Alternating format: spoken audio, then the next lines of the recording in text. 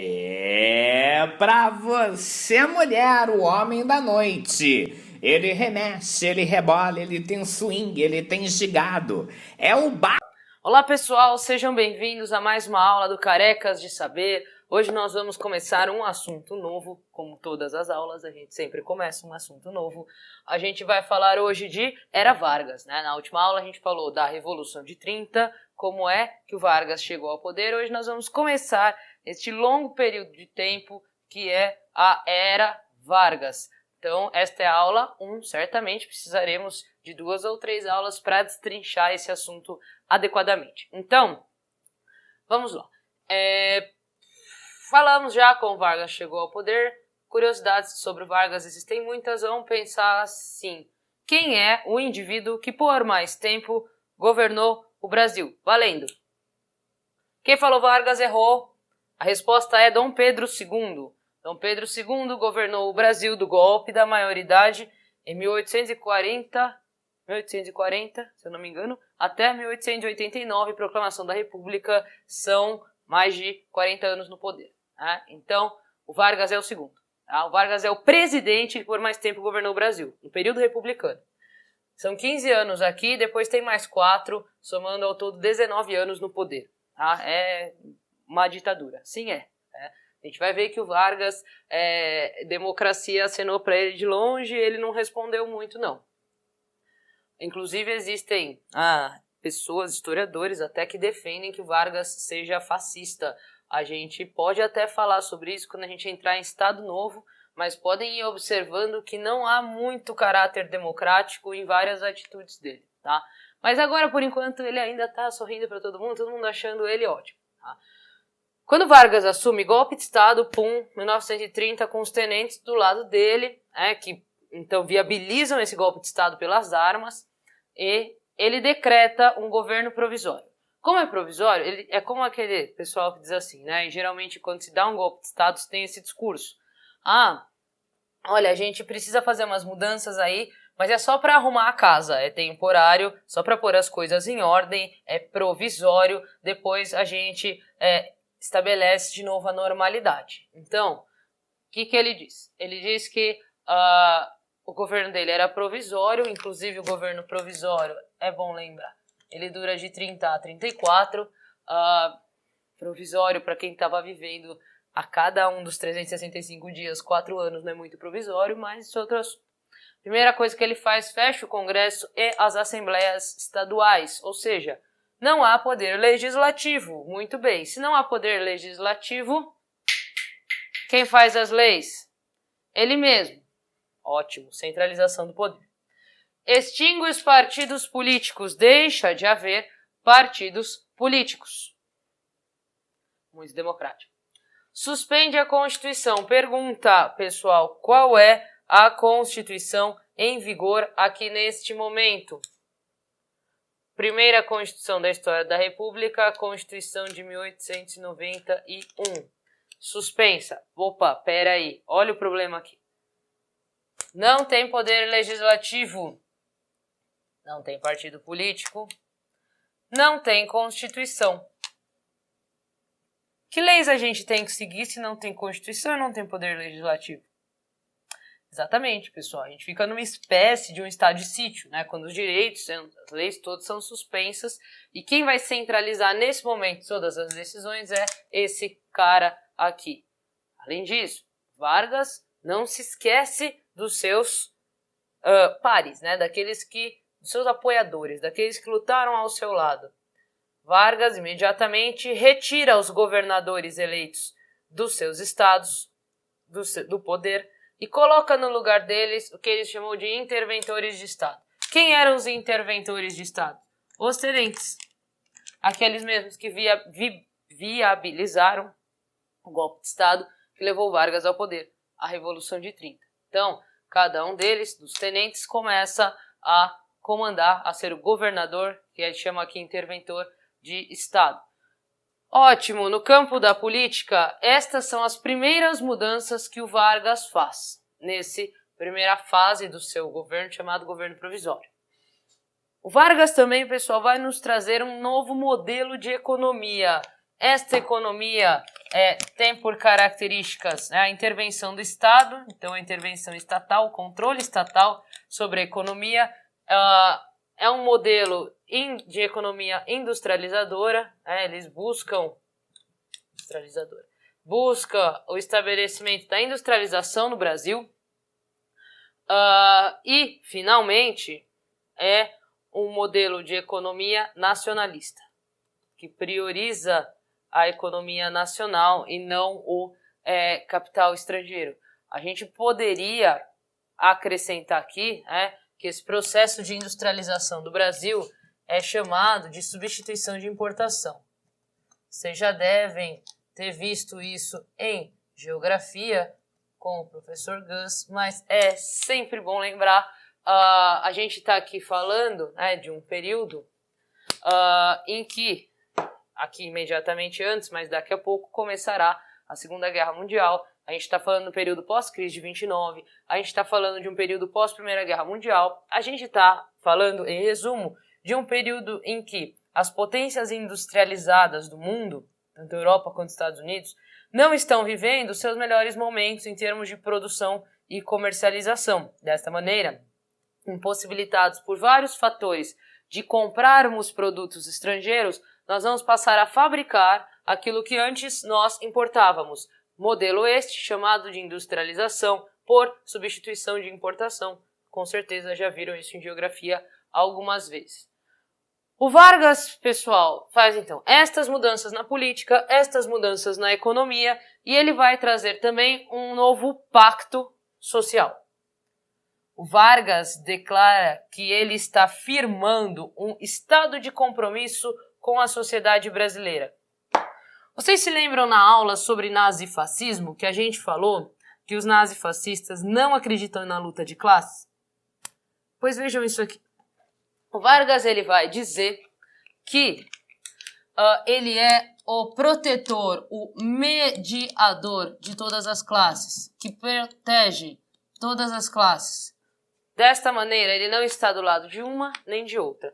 O Vargas quase diz que ele vai pegar na mão do patrão, na mão do operário e vai unir a todos na sua figura. O Vargas se coloca desta maneira, ele se compromete a ceder para todos aqueles que lhe demandam, tanto para os empregados quanto para os patrões, se a gente pensar nisso que é mais claro, né, a luta de classes, tá? Pois muito bem, Vargas está estruturando isso daqui, e quando ele suspende a Constituição, ele evidentemente anuncia que haverá uma nova, né? Aí passa 30, passa 31, chega a 32, e nada de Constituição, nada de chamar eleição para Constituinte.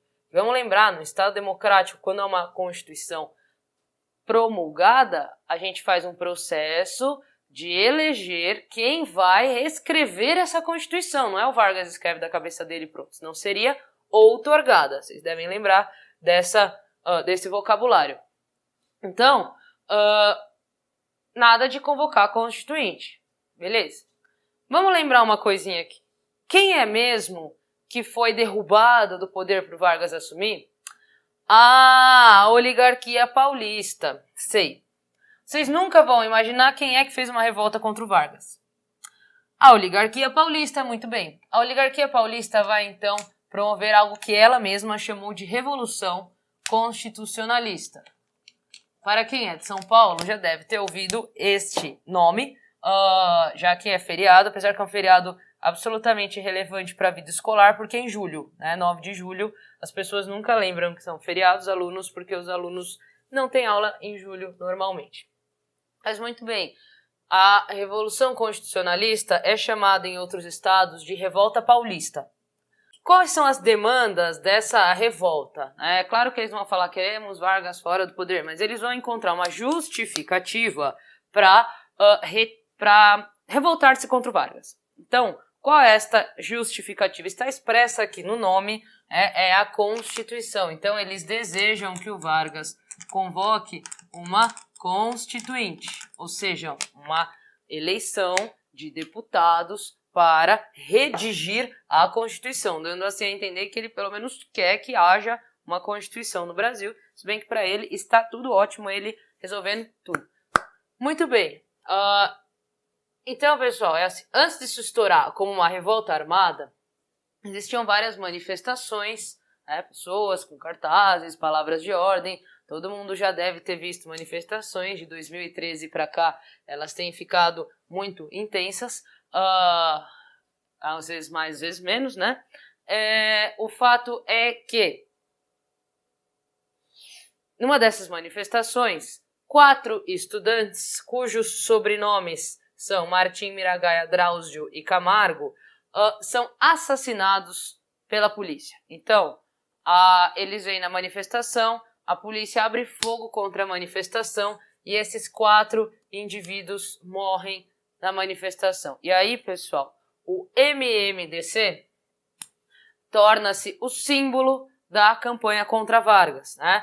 O Tião vai pôr para vocês aí vários cartazes que convocavam as pessoas a lutar contra o Vargas, que aparece sempre escrito no cantinho, né? Lembre-se, MMDC. Tem que é um clássico, né? Que é uma releitura do Uncle Sam, né? Do tio Sam, aquele cara que fica assim, We want you for the US Army, né? Nós queremos você para o exército dos Estados Unidos. É um soldado apontando assim, dizendo São Paulo precisa de você, e sempre tem lembre-se MMDC.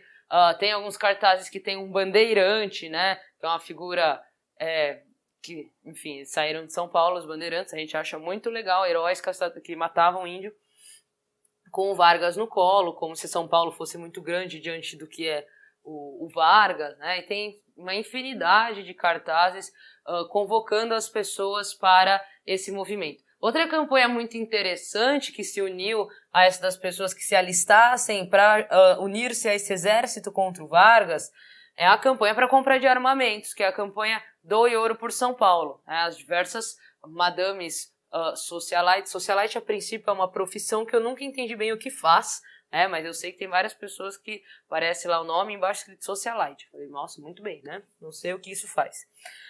Mas elas doaram ouro por São Paulo. Agora a gente acabou de descobrir uma coisa que elas já fizeram. Pegaram suas joias, doaram, essas joias foram vendidas e com o dinheiro compraram armas para que São Paulo, o exército de São Paulo, lutasse contra o Vargas. São Paulo faz um acordo com Paraná e com Minas, Paraná, Minas e tem mais um estado ou 2, eu não me recordo agora, para que Vargas, para que eles fossem aliados de São Paulo. Então, se eles não vêm para o Paraná, eles não vêm por Minas, São Paulo só ia combater numa frente, que é a frente ali do Centro-Oeste, ou ainda a frente de Santos, né? São Paulo tenta se cercar para lutar só na frente de Santos, que vinha do Rio de Janeiro pelo litoral. Muito bem. E o que acontece? Guerra, São Paulo vai lutar, Paraná e Minas falam, a gente não vai lutar com vocês, não. E aí, Minas, inclusive, se torna uma importantíssima frente de batalha de São Paulo contra as tropas federais, contra as tropas do Vargas. E aí, pessoal, Brasil inteiro contra São Paulo, não é difícil saber que São Paulo perde. Mas São Paulo tem o que convencionou se chamar de uma vitória política. Por quê? Porque apesar da derrota nas armas, São Paulo conquista a sua constituinte. São Paulo pedia uma constituinte e a troca do interventor de Estado. O interventor de Estado de São Paulo, interventor de Estado, lembra? Ele era pernambucano, eles queriam que trocasse por um paulista. O Vargas troca, inclusive antes de estourar isso daqui, né? Se não me engano foi antes. E aqui São Paulo perde, mas conquista a sua vitória política, que é a Constituinte. Vargas, então, em 1932, convoca uma Constituinte para a Constituição que saiu em 1934. Primeira Constituição republicana pós-República Velha, Constituição de 1934. É importante que se diga que nessa eleição de 1932, o Vargas, quando a convoca, coloca lá no Diário Oficial a convocação, ele permite, né, e até incentiva que as mulheres vão votar. Então, a primeira vez que as mulheres votam no Brasil é para a Constituinte em 1932. No entanto, a primeira Constituição, que vem escrito lá, a permissão do voto feminino, é essa aqui, Constituição de 1934. Constituição de 34, primeira Constituição da Era Vargas, sim, terão outras, na verdade, mais uma, né? Ela traz como mudanças fundamentais leis trabalhistas, que não existiam nunca na história do Brasil até então. Então, as famosas 8 horas, o estabelecimento de 44 horas semanais, que até hoje, né, não mudou, pelo menos até a data de gravação desta aula, porque existem aí projetos para aumentar isso aqui para 48, o que está um pouco na contramão do mundo, né? Veja, a Suíça, por exemplo, trabalha-se 30 horas por semana. Um estagiário no Brasil trabalha 30 horas por semana, né? A gente trabalharia aqui 8 horas por dia, 5 dias por semana, daria 40 horas, né? Essas 4 horas aí são horas que a gente trabalhar a mais durante a semana, além das 8 diárias, evidentemente, né? E não entraria em hora extra porque está dentro das 44 semanais. Então, vejam que as leis trabalhistas no Brasil elas foram criadas na década de 30, 40, primeira metade do século XX, e até hoje elas não avançaram no sentido de melhorar a qualidade de vida do trabalhador, né? E ainda estão sendo revistas, mas isso é outro assunto. Estabelecimento de fim de semana, descanso semanal, pelo menos um dia na semana para descansar, depois define-se 2.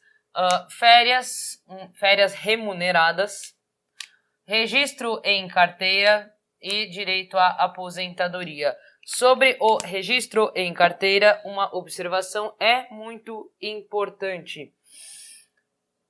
O registro em carteira, pessoal, ele serve sim para o empregado comprovar a sua experiência, ele serve sim para calcular a sua aposentadoria. Entretanto, o registro em carteira ele também é uma ferramenta fundamental para o controle sobre o funcionário.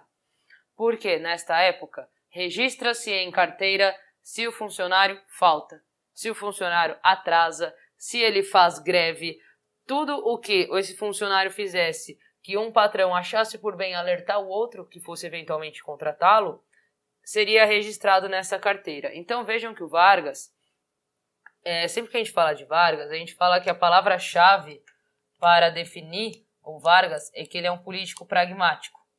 Para quem não sabe o que é isso, é um cara que não é apegado a uma ideologia ou a outra, a essa ideia ou aquela, ele é um cara prático. O que eu preciso fazer para realizar isso? Isso. Então pronto, acabou. Então, eu preciso emitir leis trabalhistas para os operários. Em que medida essas leis podem também beneficiar os patrões? Então, registro em carteira, controle de horário, beneficia os patrões. Ótimo.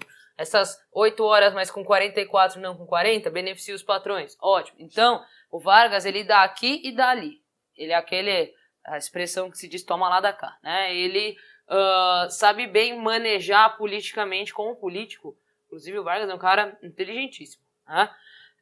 Leis civis, voto secreto, demanda tenentista, voto feminino, demanda feminista, né, sufragista. E aqui, para combater as fraudes eleitorais, ele cria a Justiça Eleitoral. E aqui, pessoal, com o estabelecimento dessa Constituinte, desta Constituição em 34, que tem estas características aqui, a gente começa uma nova fase do governo Vargas, que é o chamado governo constitucional, e nós vemos isso na próxima aula.